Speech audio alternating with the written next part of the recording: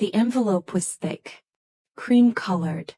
The kind lawyers send when whatever is inside is expensive, official, and usually life-changing. My mother-in-law placed it in the exact center of my dining room table with slow, deliberate precision. Then she smiled. Not her usual fake smile. Not the one she used around church friends, neighbors, or anyone she wanted to impress. This smile was different. This one was sharp, victorious. The kind of smile people wear when they believe they've already won. "Well, Emma," Patricia said, folding her manicured hands together as she sat back in her chair, "I suppose now we'll finally know the truth." The room went completely silent. My husband Daniel froze beside me. His younger sister Sophie slowly lowered her glass of iced tea back onto the table. Even Richard, my father-in-law, shifted uncomfortably in his seat. I stared at the envelope and felt my stomach twist, because I already knew what it was. DNA test. One Patricia had secretly ordered using strands of hair she'd stolen from my 8-month-old son's brush. She thought she was about to prove Noah wasn't Daniel's child. She thought she was finally going to expose me as a liar. A cheat. A woman who had trapped her precious son into marriage. What she didn't know was that inside that envelope was a truth far more devastating than anything she'd imagined. A truth she had buried for 27 years. And within the next 15 minutes, that truth would destroy her marriage, fracture her family, and leave her sitting alone in the ruins of the perfect life she had spent decades carefully constructing.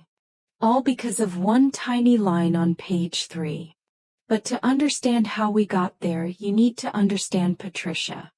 Some women become mothers-in-law. Patricia became a full-time occupation. From the moment Daniel introduced us, she made it painfully clear she thought I wasn't good enough for her son. She had this way of insulting people that sounded polite enough to confuse anyone listening. The first time I met her, she smiled warmly and said, "Daniel has always had such interesting taste in women." At the time I laughed nervously. I thought maybe I was imagining the insult. I wasn't. Patricia never openly attacked. She specialized in precision strikes disguised as compliments. "Oh, Emma, that dress is so brave. Most women wouldn't risk horizontal stripes. Your lasagna is surprisingly edible. It's wonderful Daniel doesn't care about appearances." Every comment was carefully crafted to sound harmless enough that if I reacted, I'd look overly sensitive. Daniel noticed some of it. But Patricia was his mother. And people have a remarkable ability to ignore toxic behavior when it comes wrapped in familiarity. "Mom means well," he'd tell me. "She's just old-fashioned." Old-fashioned. That was the word everyone used to excuse Patricia's cruelty. When Daniel proposed after 3 years together, Patricia's reaction was immediate. She cried. Not happy tears. Actual grief. As if her son had just announced a terminal diagnosis. At our engagement dinner, she raised her champagne glass and said, "Well, here's hoping young love survives reality." Everyone laughed awkwardly. I should have seen then what she was capable of. But I loved Daniel. And Daniel loved me. So I told myself I could handle Patricia. I was wrong. Things got worse after our wedding. She began dropping by unannounced, commenting on our finances, critiquing my cooking, rearranging furniture because she thought my layout was chaotic. Then I got pregnant, and Patricia somehow became even worse. At first I thought she was simply overexcited. She bought expensive baby clothes, insisted on hosting a lavish baby shower, talked constantly about becoming a grandmother. But beneath all that enthusiasm was something colder. Like my pregnancy wasn't about me or even Daniel. It was about her. Noah was born on a rainy Tuesday in October. 8 pounds 3 ounces. Healthy, beautiful, and absolutely perfect. The moment Daniel held him, he cried. Real tears. The kind that come from overwhelming love. I'll never forget it. Neither apparently would Patricia. Because the first thing she said when she saw Noah wasn't, "He's beautiful." It wasn't, "Congratulations." It was, "Interesting." I frowned. What? She leaned closer to Noah's tiny face. His eyes. Newborns' eyes are usually gray-blue at first. But Noah's were already showing hints of bright green. Patricia's expression darkened. No one in our family has green eyes. I laughed. My father does. She gave me a thin smile. I'm sure there's a perfectly reasonable explanation. At the time I brushed it off. I shouldn't have. From that day forward, Patricia became obsessed with Noah's appearance. Every visit came with comments. His nose doesn't look like Daniel's. His chin is unusual. Funny how genetics work. It was relentless. Daniel finally confronted her. Mom, stop. Patricia looked wounded. I'm just making observations. Then came the day she visited while I was showering. When I came downstairs, she was holding Noah and smiling. Everything looked normal. Until later that night when I noticed his baby brush was missing. I searched everywhere. Couldn't find it. I assumed I'd misplaced it. 3 weeks later, Patricia invited the entire family to dinner. She insisted it was important. Something the family needs to discuss. The moment we arrived, I knew something was off. Patricia looked almost radiant. Like someone waiting to unveil a masterpiece. Dinner was tense. She barely ate. Kept glancing toward the hallway. Finally, after dessert, she stood. There's something everyone deserves to know. Then she disappeared into her study and returned holding the envelope. The same envelope now sitting on my table. This, she announced, contains DNA test results. Sophie gasped. Richard stared at her in disbelief. Daniel stood so abruptly his chair scraped across the floor. Mom, what the hell? Patricia raised a hand. Please. Let me finish. He turned to me. I had reason to believe Noah might not be biologically related to my son. My face burned. Daniel looked horrified. Are you insane? Patricia ignored him. If I'm wrong, I'll apologize. But if I'm right, this family deserves the truth. Then she opened the envelope. Her fingers trembled slightly with anticipation. She unfolded the papers and began reading. Her confident expression lasted exactly 4 seconds. Then it vanished. Her face drained of color. Her mouth fell open. What? Sophie whispered. Patricia blinked rapidly. No. She flipped to the second page. Then the third. Her hands began shaking. Daniel snatched the report from her. He scanned it. Then frowned. Probability of paternity, 99.99%. The room fell silent. Noah was his. Patricia's accusation had failed. But Daniel kept reading. And suddenly his expression changed. Confusion. Dad. Richard took the papers. Read. His face went white. What is this? Patricia stood frozen. Richard's hands shook as he stared at page 3. That's when Daniel's uncle Mark, a retired physician, leaned over.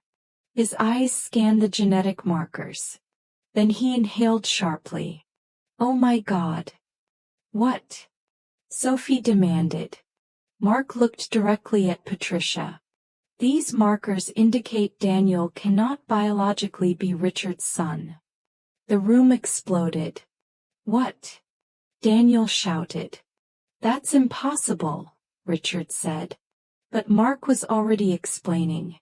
The report compared Noah's DNA to Daniel's. And because Patricia had secretly submitted Richard's sample as a control reference, assuming it would strengthen her accusation, the analysis flagged a biological inconsistency, one that should not exist if Richard were Daniel's father. Patricia's lips parted. No sound came out. Richard turned to her slowly. Patricia. She said nothing. Patricia. Still nothing. Then finally, in a voice barely above a whisper, she said, "It was one time." The words hit the room like a bomb. Richard staggered backward. No. She began crying. Real crying this time. 27 years ago. Before Daniel was born. Who? Richard asked. She hesitated. That hesitation told us everything. Richard's face twisted. Who? Patricia looked down. Michael. The room went still. Michael. Richard's best friend. His business partner for over 30 years. The man who had attended every family Christmas. Every birthday. Every anniversary dinner. The man Richard trusted more than anyone. Sophie actually gasped. Daniel looked physically ill. You let him hold me as a baby, he whispered. Patricia sobbed harder. I didn't know what to do. So you lied. Richard shouted. For 27 years? I was scared. Richard laughed. A horrible broken sound. Scared. Then he looked at the DNA report. And realization dawned. This is why. Patricia covered her face. This is why you obsessed over Noah. Why you accused Emma. Because every time you looked at that baby, you saw your own guilt staring back at you. She said nothing. Because he was right. She had spent nearly 3 decades burying her betrayal. And when Noah's green eyes reminded her of inherited traits she couldn't explain away, she projected her own shame onto me. She accused me of the exact betrayal she had committed. Daniel turned to her. His voice was cold. You tried to destroy my marriage. Patricia reached for him. Daniel. He stepped back. No. Tears streamed down her face. I was trying to protect you. From what? He laughed bitterly. Honesty. Then he said words I don't think Patricia will ever recover from. You spent my entire life preaching loyalty while living a lie. Silence. Then Richard quietly removed his wedding ring, placed it on the table, and walked out. Sophie followed. Without saying a word. Patricia turned to Daniel. Desperate. Please. He looked at me. Then at Noah sleeping peacefully in my arms. And finally back at her. You accused my wife of betrayal because you couldn't face your own reflection. Then he took my hand. And together we walked out. Patricia called after us. Vic, cried. Promised explanations. No one turned back.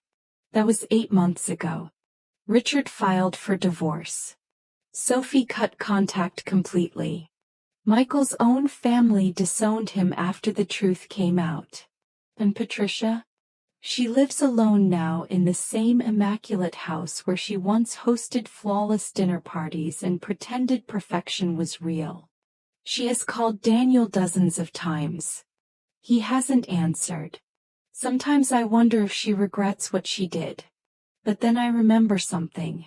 Patricia wasn't sorry when she thought she was exposing me. She was smiling. Triumphant.